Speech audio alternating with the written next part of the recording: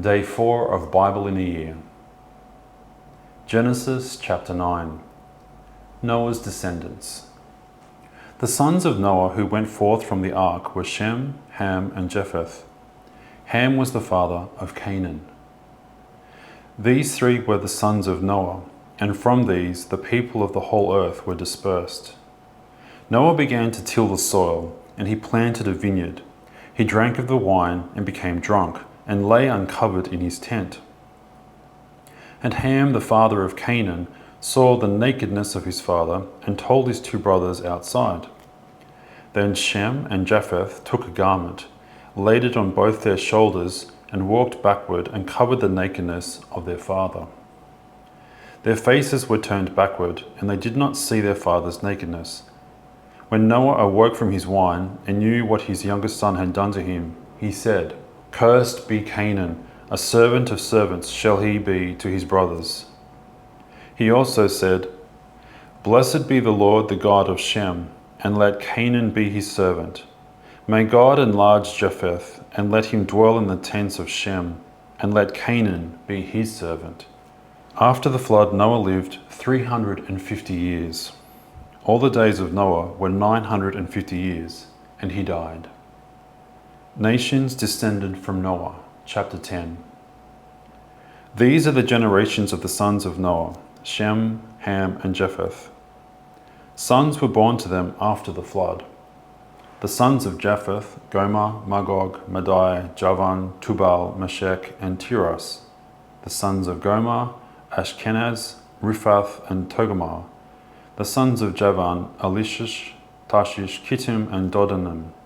From these the coastland peoples spread in their lands, each with his own language, by their clans in their nations. The sons of Ham, Cush, Egypt, Put, and Canaan.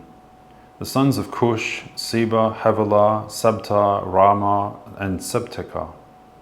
The sons of Ramah, Sheba, and Dedan. Cush fathered Nimrod.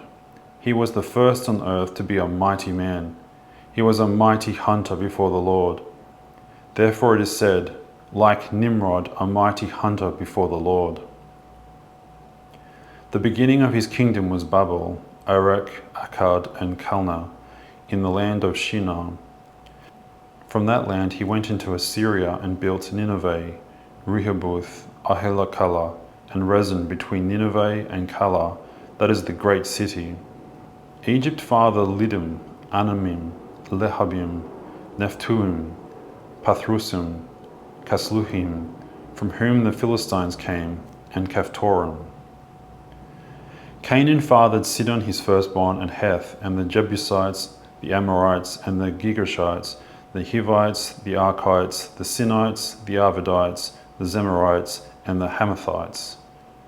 Afterward, the clans of the Canaanites dispersed, and the territory of the Canaanites extended from Sidon in the direction of Gerar as far as Gaza, and in the direction of Sodom, Gomorrah, Admah, and Zeboim, as far as Lasha. These are the sons of Ham by their clans, their languages, their lands, and their nations. To Shem also, the father of all the children of Eber, the older brother of Japheth, children were born. The sons of Shem, Elohim, Asher, Apakshad, Lud, and Aram. The sons of Aram, Uz, Hul, Gether, and Mash. Apakshad fathered Shelah, and Shelah fathered Eber. To Eber were born two sons. The name of the one was Peleg, for in his days the earth was divided, and his brother's name was Joktan. Joktan fathered Almadad, Shelophaph, Hazamapheth, Jerah, Hadaram, Uzal, Diklah, Obal, Abimael, Sheba, Ophir, Havilah, and Jobab. All these were the sons of Joktan. The territory in which they lived extended from Mesha in the direction of Sephar to the hill country of the east. These are the sons of Shem, by their clans, their languages, their lands, and their nations. These are the clans of the sons of Noah, according to their genealogies, in their nations, and from these the nations spread abroad on the earth after the flood. Chapter 11. The Tower of Babel. Now the whole earth had one language and the same words. And as people migrated from the east, they found a plain in the land of Shinar and settled there. And they said to one another, "Come, let us make bricks and burn them thoroughly." And they had brick for stone and bitumen for mortar. Then they said, "Come, let us build ourselves a city and a tower with its top in the heavens, and let us make a name for ourselves, lest we be dispersed over the face of the whole earth." And the Lord came down to see the city and the tower which the children of man had built. And the Lord said, "Behold, they are one people, and they have all one language, and this is only the beginning of what they will do. And nothing that they propose to do will now be impossible for them. Come, let us go down there and confuse their language, so that they may not understand one another's speech."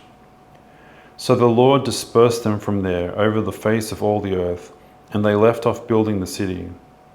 Therefore its name was called Biblbe, because there the Lord confused the language of all the earth, and from there the Lord dispersed them over the face of all the earth.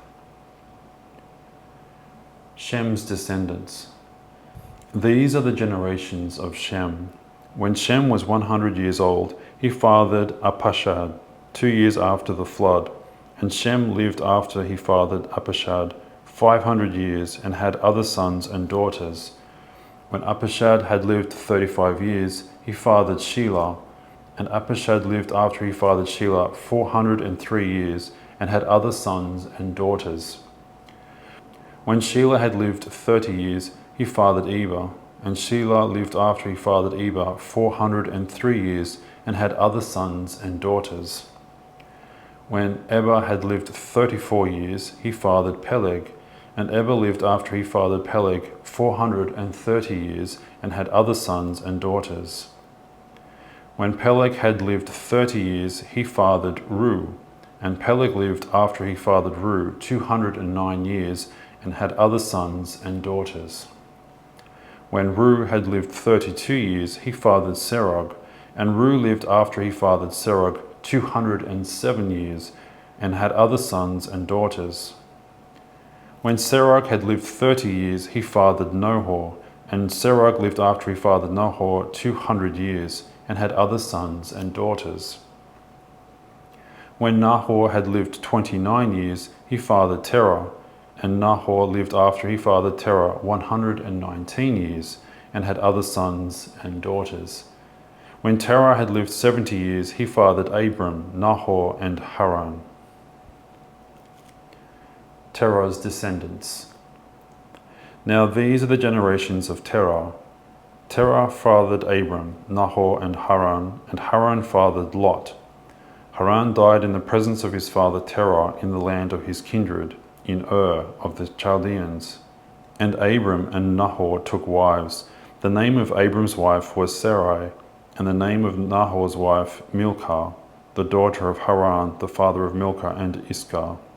Now Sarai was barren, she had no child.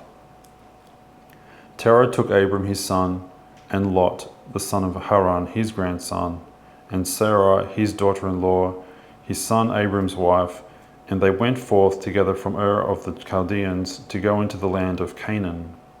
But when they came to Haran, they settled there. The days of Terah were 205 years, and Terah died in Haran. Psalm 4. Answer me when I call. To the choir master with stringed instruments, a psalm of David. Answer me when I call, O God of my righteousness. You have given me relief when I was in distress. Be gracious to me and hear my prayer. O men, how long shall my honor be turned into shame? How long will you love vain words and seek after lies? Selah. But know that the Lord has set apart the godly for himself. The Lord hears when I call to him. Be angry and do not sin. Ponder in your own hearts on your beds and be silent. Selah. Offer right sacrifices and put your trust in the Lord. There are many who say, who will show us some good? Lift up the light of your face upon us, O Lord. You have put more joy in my heart than they have when their grain and wine abound.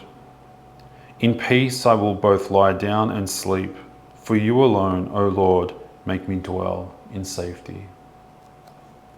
Matthew chapter 4. The temptation of Jesus. Then Jesus was led up by the Spirit into the wilderness to be tempted by the devil, and after fasting 40 days and 40 nights, he was hungry. And the tempter came and said to him, "If you are the Son of God, command these stones to become loaves of bread." But he answered, "It is written, man shall not live by bread alone, but by every word that comes from the mouth of God." Then the devil took him to the holy city and set him on the pinnacle of the temple and said to him, "If you are the Son of God, throw yourself down, for it is written, he will command his angels concerning you. And on their hands they will bear you up, lest you strike your foot against a stone." Jesus said to him, "Again it is written, you shall not put the Lord your God to the test." Again the devil took him to a very high mountain and showed him all the kingdoms of the world and their glory. And he said to him, "All these I will give you, if you will fall down and worship me." Then Jesus said to him, "Begone, Satan, for it is written, you shall worship the Lord your God, and him only shall you serve." Then the devil left him, and behold, angels came and were ministering to him. Jesus begins his ministry. Now when he heard that John had been arrested, he withdrew into Galilee, and leaving Nazareth, he went and lived in Capernaum by the sea, in the territory of Zebulun and Naphtali, so that what was spoken by the prophet Isaiah might be fulfilled. The land of Zebulun and the land of Naphtali, the way of the sea, beyond the Jordan, Galilee of the Gentiles. The people dwelling in the darkness have seen a great light, and for those dwelling in the region and shadow of death, on them a light has dawned. From that time Jesus began to preach, saying, "Repent, for the kingdom of heaven is at hand." Jesus calls the first disciples. While walking by the Sea of Galilee, he saw two brothers, Simon, who was called Peter, and Andrew, his brother, casting a net into the sea, for they were fishermen. And he said to them, "Follow me, and I will make you fishers of men." Immediately they left their nets and followed him. And going on from there, he saw two other brothers, James the son of Zebedee and John his brother, in the boat with Zebedee their father, mending their nets, and he called to them. Immediately they left their boat and their father and followed him. Jesus ministers to great crowds. And he went throughout all Galilee, teaching in their synagogues and proclaiming the gospel of the kingdom and healing every disease and every affliction among the people. So his fame spread throughout all Syria, and they brought him all the sick, those afflicted with various diseases and pains, those oppressed by demons, those having seizures and paralytics, and he healed them. And great crowds followed him from Galilee and the Decapolis, and from Jerusalem and Judea, and from beyond the Jordan. Reflection. The Tower of Babel is a striking image of human pride, an attempt to rise up to the heavens by one's own ability. God, in a rather humorous way, comes down to see what his rebellious people are up to, showing how far from the heavens their futile efforts leave them. See Genesis chapter 11, verse 5. Seeking to make a name for themselves rather than calling upon God's name, they end up scattered. The fruit of pride and sin is always isolation and disunity. In contrast, Jesus puts aside all selfishness and self-seeking and withstands the temptations of the devil.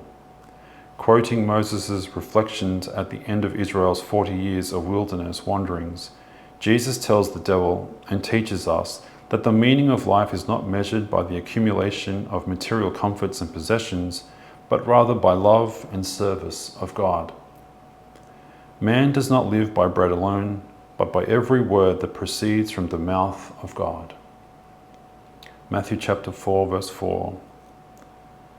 In the midst of his trial, Jesus' prayer unites him to God, and in this unity lies the secret to happiness. In what ways do you attempt to achieve things through your own efforts instead of relying on God?